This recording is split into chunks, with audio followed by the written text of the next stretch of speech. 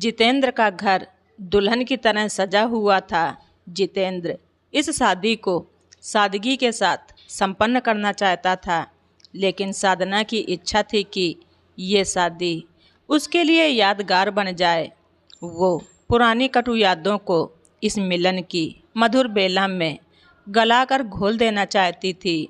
उसने विशेष आर्डर देकर अपना कमरा और सुहाग सेज शानदार तरीके से सजवाया था। जितेंद्र की इच्छाओं ने अब गुलामी का रूप ले लिया था और वो साधना की इच्छाओं का हुक्म बजाने लगा था। साधना अब न केवल जितेंद्र के घर की मालकिन थी, बल्कि अब वो जितेंद्र की स्वामिनी भी थी।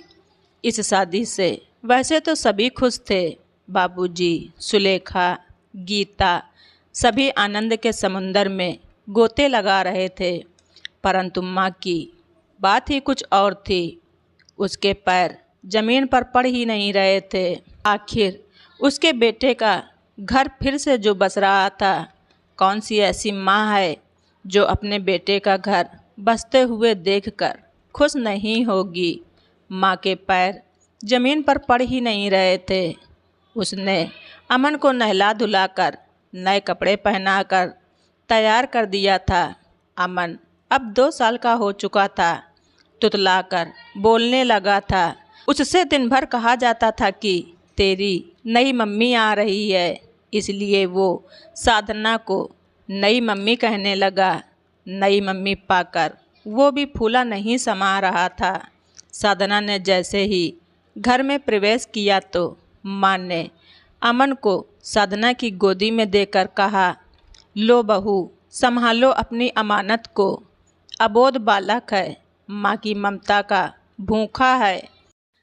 इसकी झोली अपने ममता से इस प्रकार भर देना कि इसे अपनी माँ की कभी याद ही ना आए। सौतेली माँ की जैसी ख्याति संसार में बनी हुई है, तुम उसे बदल कर रख देना। बहू, मैं भी जितेंद्र की सौतेली माँ हूँ, पर ऊपर वाला साक्षी है, मैंने जितेंद्र को अपने बच्चों से भी ज़्यादा प्यार दिया है। अब तुम्हारी बारी है। बेटा, तुम इस लकीर से बड़ी लकीर खींचकर इसे छोटा कर देना, तभी मुझे संतोष होगा। माँ की आंखें आंसुओं से भरी हुई थीं। साधना को सासू माँ की बातें विष भरे तीर की तरह चुभ रही थीं। शादी का अवसर था और वो पहली बार ससुराल आई थी। सभी मेहमान मौजूद थे, इसलिए वो कुछ कह नहीं सकती थी, मगर उसका खून अंदर ही अंदर उबलने लगा था। वो मन ही मन सोचने लगी, बुढ़िया सबको अपनी तरह समझती है क्या? खुद मूर्ख है और सबको मूर्ख समझ बैठी है, तो मैं क्या करूं? मैं मूर्ख नहीं हूं। मेरे अरमान अभी तक कुंवारे हैं। मैं उन्हें सजाऊं या इस सौतेले बेटे को पालूं?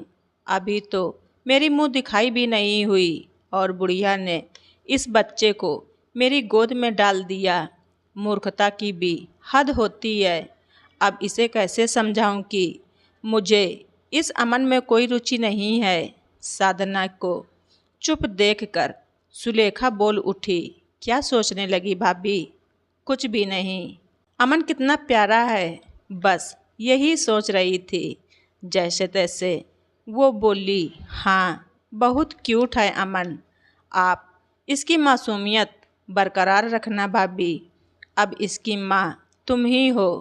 तुम यशोदा माँ बनकर इसे पालना। साधना ने कोई जवाब नहीं दिया। वो सबसे फ्री होकर अपने कमरे में जाकर आराम करना चाहती थी, इसलिए उसने कहा, कितनी गर्मी है यहाँ? माँ उसकी हालत देखकर बोली, हाँ गर्मी तो बहुत है। ऐसा करो बहू, तुम अपने कमरे में जाकर आराम कर लो।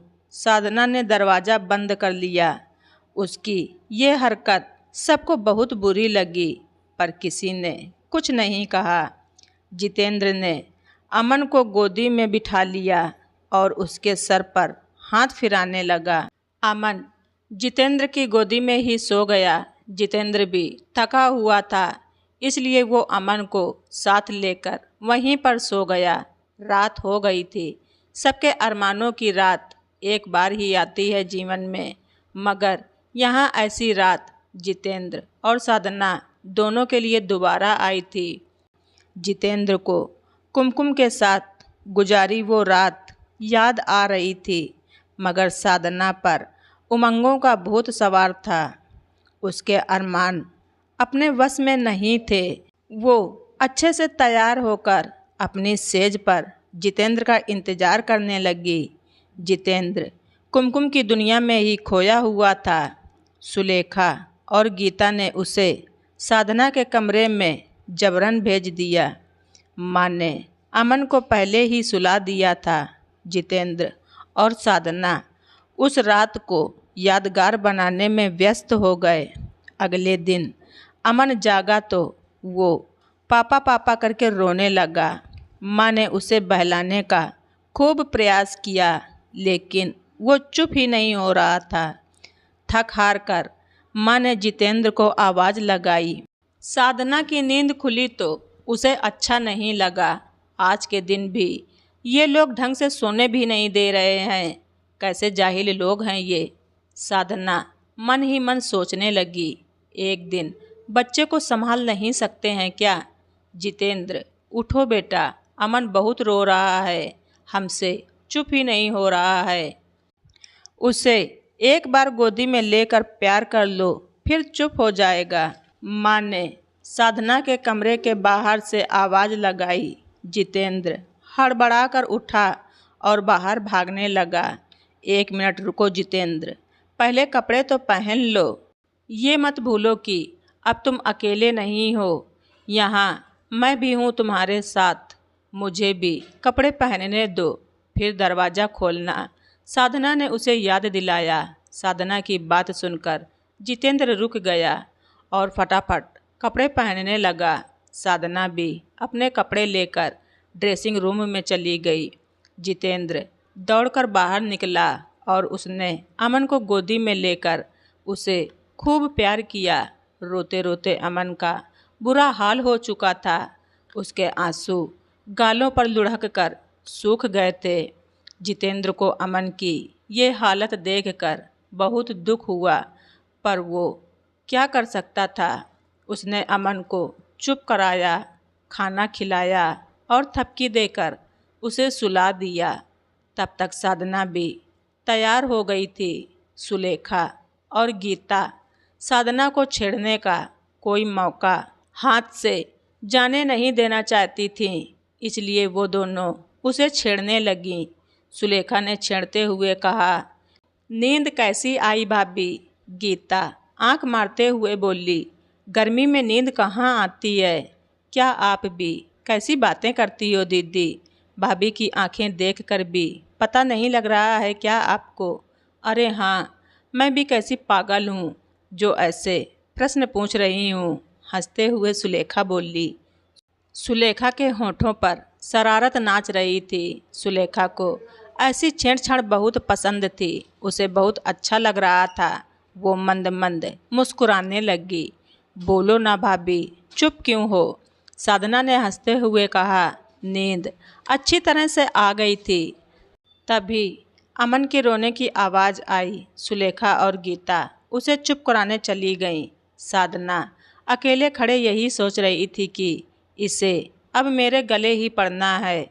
वो अमन को स्वीकार नहीं कर पा रही थी और ना ही स्वीकार करना चाहती थी। उसके ना आने से सुलेखा को पता चल गया कि उसका अमन के बारे में बात करना साधना को अच्छा नहीं लगा है। वो दबे पांव अपने कमरे में चली गई।